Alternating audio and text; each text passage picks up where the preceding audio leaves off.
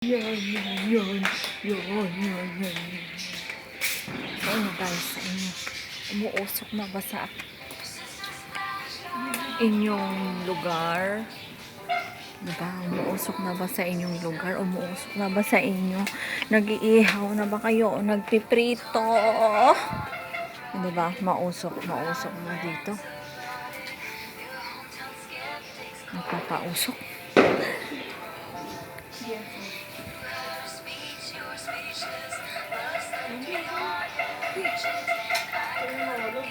Ano ba yan? Hindi naman ako lamok. Ay, nauusukan tayas.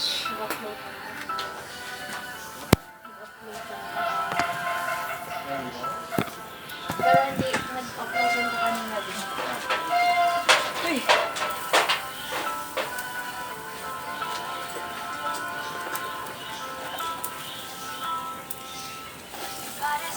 Ito yung aking makeup ba? Diba?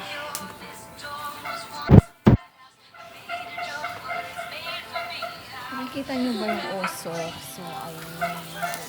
Mama, ano ka ba? Pati sa kapitbahay, nag-iihaw din sila.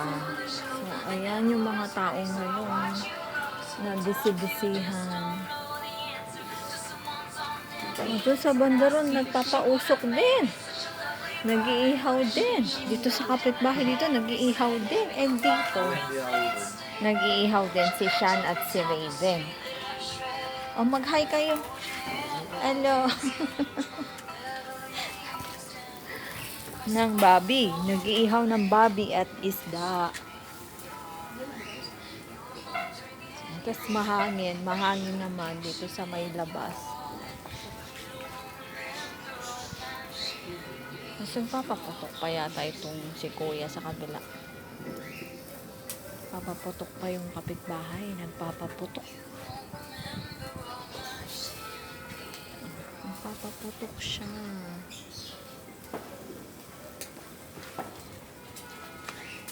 Yan. Sino mo? Ay! Magpapaputok. Mano, sa loob ka na nga lang. Hindi yung, nandito at ganyan ka ng ganyan. So funny. Ayun. Ay!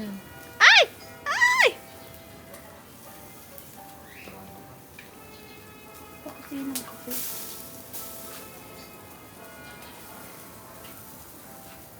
Matay yung siga. Kayo guys, marunong ba kayo magpaputok? Eh, syempre, nung ako din, nagpapaputok din ako ng prettiest putok. Sabi ko na nga eh, di ba? Aray ko.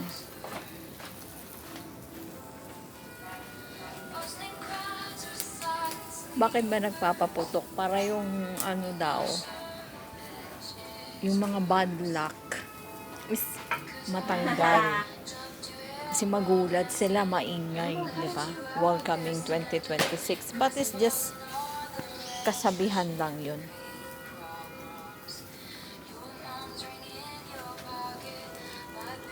Kasabihan lang yun. Sipag-sipag naman ni Ben. Thank you. Kamo naman. Kasi ito yung puno ng bayabas. Yan.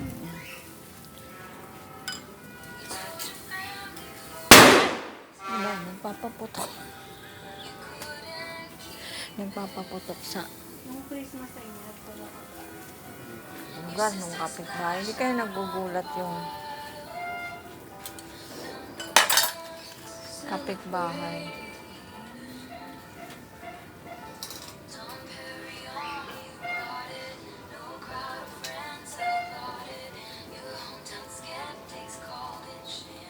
Saan ba yung ano nito?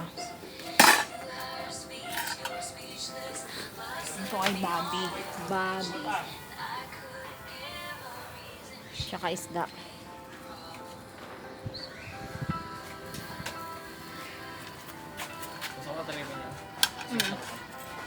Kuhan ko lang sa mama naman kasi.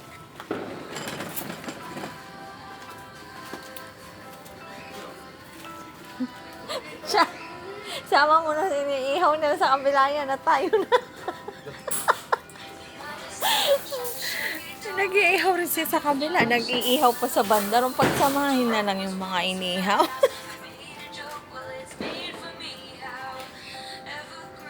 Ay, nasa na ba na ito? Ilalagay na dyan? Lalagay na to dyan? Mamaya po. Lalagyan mo po ito ng bago ulit.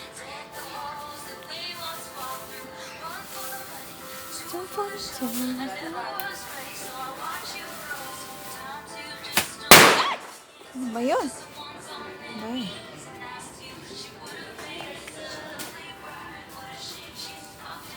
Papaputok si yung kapitbahay.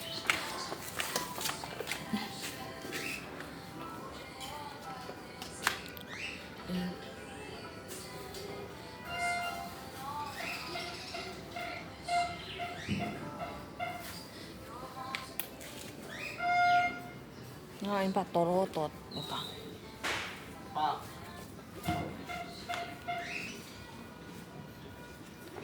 Torotot.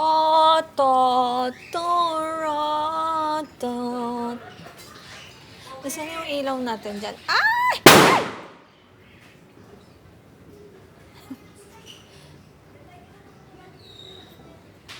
Nakakatagal na ang tutulin, no?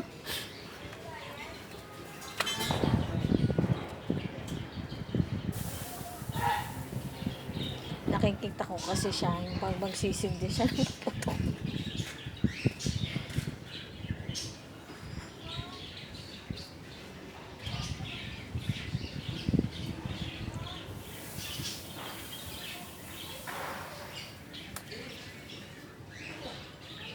Ano ba yan? Hindi pa pala ako naglaba.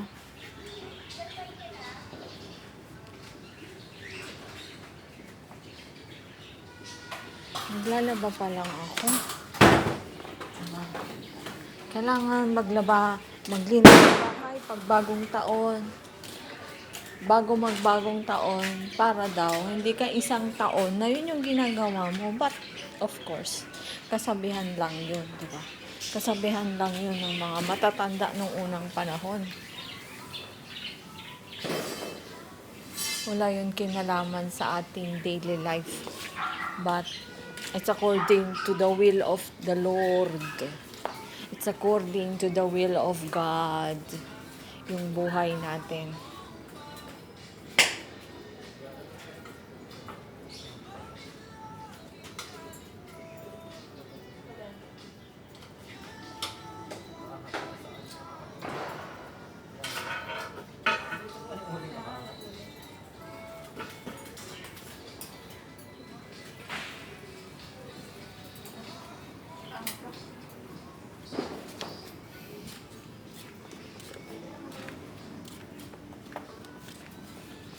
Guys, nangangati yung palad ko. Nangangati yung palad ko. Diba? Nangangati siya.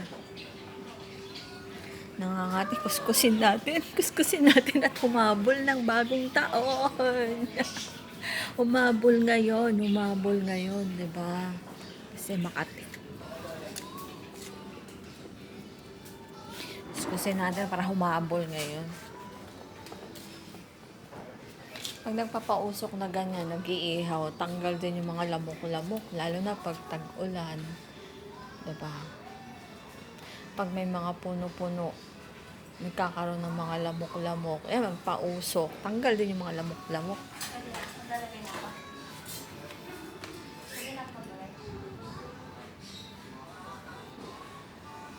So may we have a prosperous 2026, guys.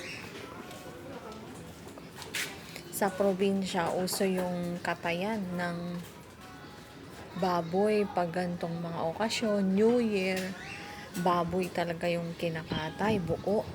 Diba? Kasi sa probinsya, syempre, nakakapag-alaga. May mga piggery, diba, na pang sarili o pang negosyo, nakakapag-alaga ng baboy, kambing, baka, manok. Diba? So, ayan, pag mga handaan is agad. Nandyan ang mga lechon. So, ayun yung kapitbahay. Yung may Domino's pizza na malaki. 4 na malalaking size. Ayan.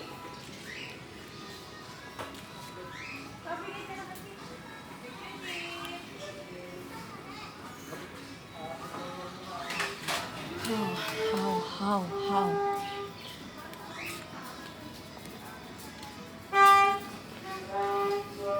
Happy New Year. Ba't kaya Happy New Year ang bate, no? Pwede namang mayamang New Year.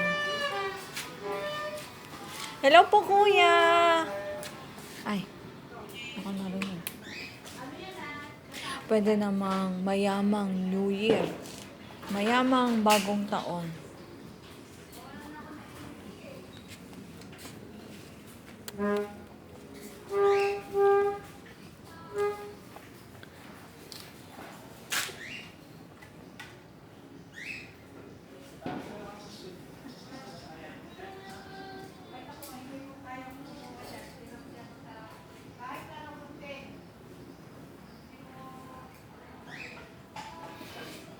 Yan, so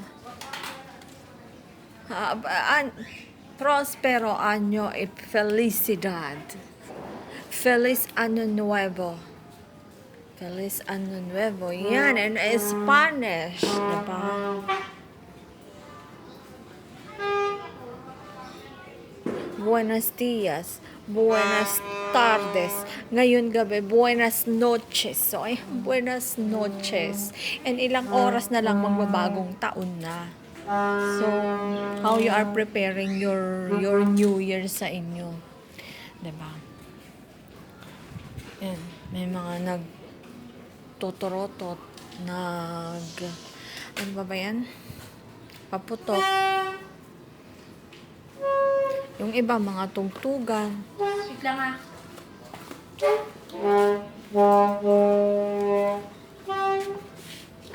May mga naglulusis, may mga nagpa-fountain. Fountain.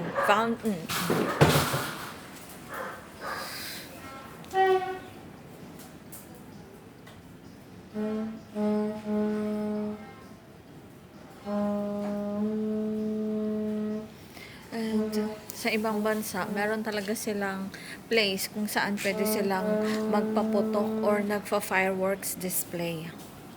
Sa Pilipinas, alam mo yun, kahit merong bawal magpaputok, magturotot, may mga nagpapaputok.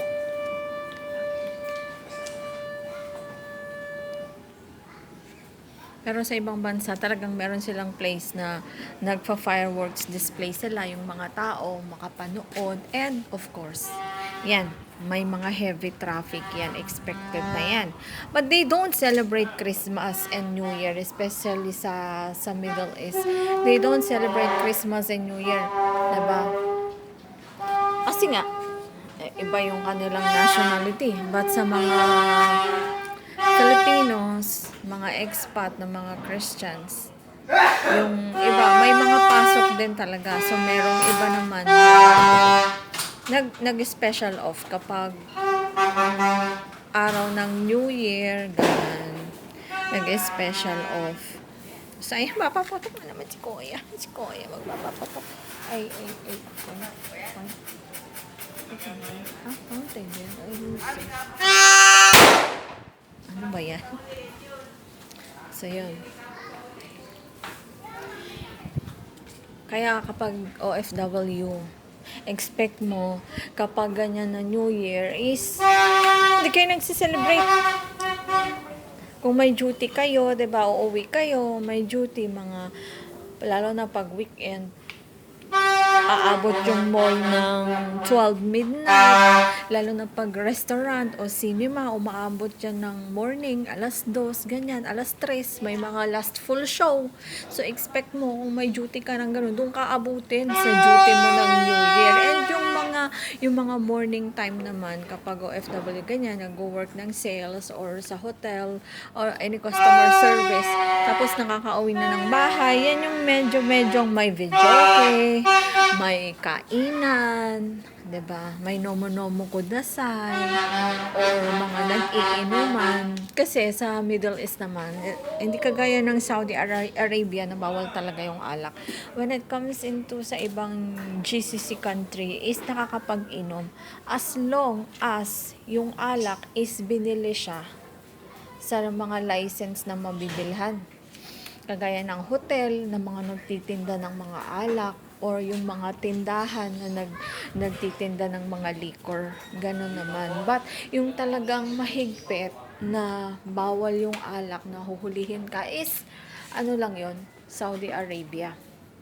Sa Middle East, kahit maglupa-lupasay ka dyan sa kalye, kung doon ka nag-inom sa hotel, yung pinag-inuman mo is may lisensya, kahit maglasing-lasing ka naglalakad dyan, kahit maglulupasay ka sa kalsada, you have the receipt na doon ka nag-inom sa valid or license na place, like hotel o yung bahay na may lisensya na pwedeng pag-inuman, na may lisensya sila na bumili ng alak, then that's good. Ganun sa kanila, sa ibang bansa sa Gulf. But when it comes into the Kingdom of Saudi Arabia, yan yung pinakang strict sa kanila, na talagang nagpa-follow sila sa Sharia law. So, meron na rin mga modern na Arab countries or Muslim countries. Kaya yung iba, tulad ng Dubai, maluwag na, may mga nagsusuot ng mga maiikling damit. Pero meron pa ring place na ino-observe yung modesty. Yan, like Qatar, yan, mga mahigpit pa rin when it comes into the policy ng mga alak, mga pananamit. Kuwait, yan. So, pinakamahigpit dyan is Saudi Arabia, di ba? Tapos, Kuwait, tapos Qatar. Yan, tapos yung ibang mga GCC country naman is maluwag na. Hindi na ganun ka strict. Oman. Tapos United Arab Emirates. Tapos Bahrain. Kingdom of Bahrain is like maluwag na. Yun nga, yung mga tindahan nila, may nagbebenta sila ng pork. So, ayan, siguro si Kuya. Sige nga, nagbablog si Joanne, mag-show tayo. Ano ba? Meron siyang cellphone. Nakinood na lang tayo. Nakinood na lang tayo sa ating neighbor. Thank you po.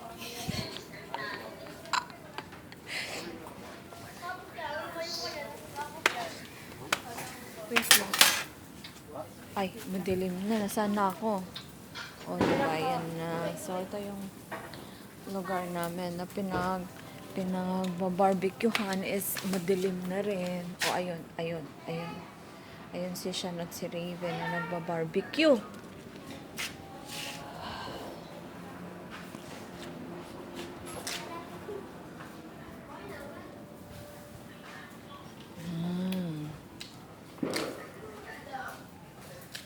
Kanya-kanya naman sila pinaplayer.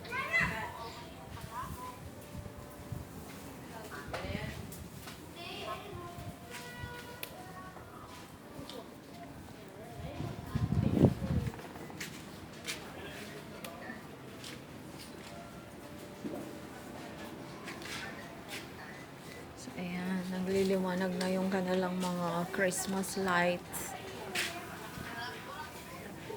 Dito sa amin, mausok pa din.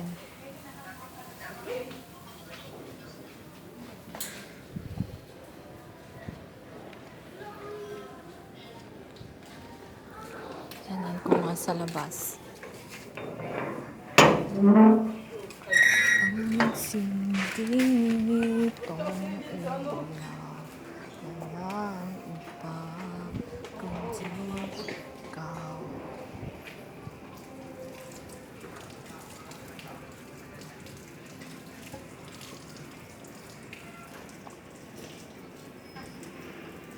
Tahimik pa dito sa lugar namin, tahimik pa. Pero naka-open yung mga Christmas lights.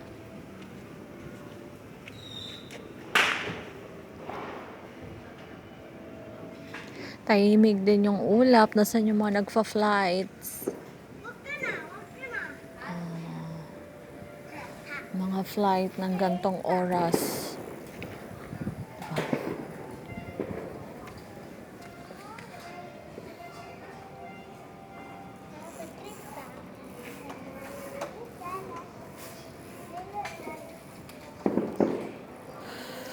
Ay, ayun. May nakita akong isang airplane na lumilipad. Saan kaya siyang paliparan galing? Kasi dito yung naiya. Doon na siya galing.